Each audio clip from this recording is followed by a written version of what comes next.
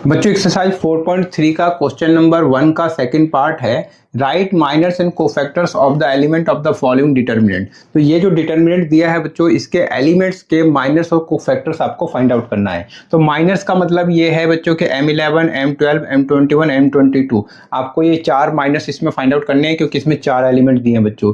साथ में आपको इसमें कोफैक्टर्स भी फाइंड आउट करने हैं, कोफैक्टर्स। और कोफैक्टर्स का मतलब ये बच्चों की A11 और यहाँ पर A कैपिटल है, ये ध्यान रखना बच्चों। कोफैक्टर्स के केस में ये जो A होता है ये कैपिटल लिखा जाता है। तो A11, A12, A21 और A22।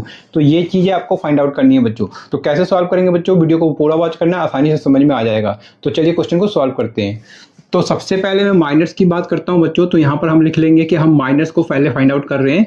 तो आपको लिखना है माइनस, ठीक है। और माइनस को कैसे फाइंड आउट करते हैं, तो माइनस को पहले शो कैसे करते हैं, M11। तो आपको लिखना है M11। तो M11 का मतलब ये है बच्चों कि ये जो A11, ये जो फर्स्ट एलिमेंट है, इसका आप माइनस फाइंड आउट कर रहे हैं। तो जिसका भी आप माइनस फाइंड आउट करते हैं बच्चों, उसको आपको क्या करना है, हाइड करना है। और हाइड करने का तरीका क्या है कि हॉरिजॉन्टल और वर्टिकल।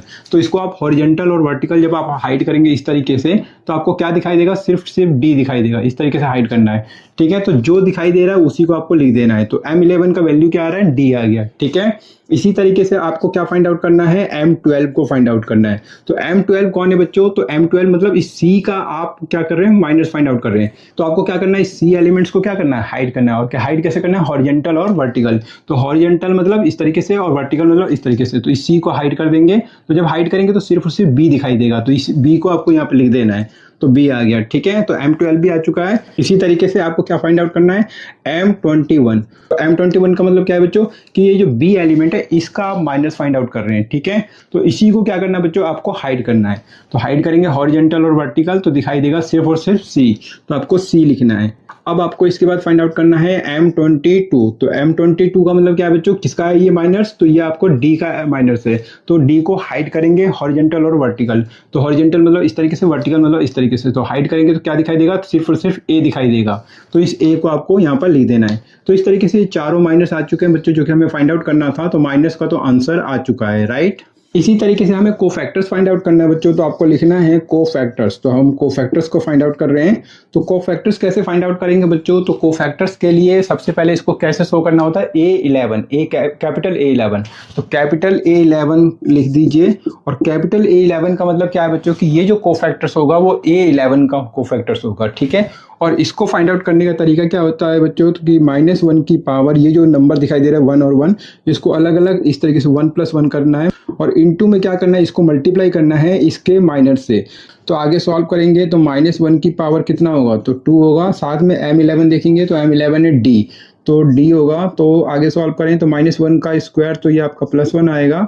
और ये आपका D से इसको मल्टीप्लाई करेंगे तो 1 × D, तो D हो जाएगा, ठीक है। तो इस तरीके से इस A11 जो कोफैक्टर्स आ रहा है वो क्या आ रहा है, D आ रहा है, राइट।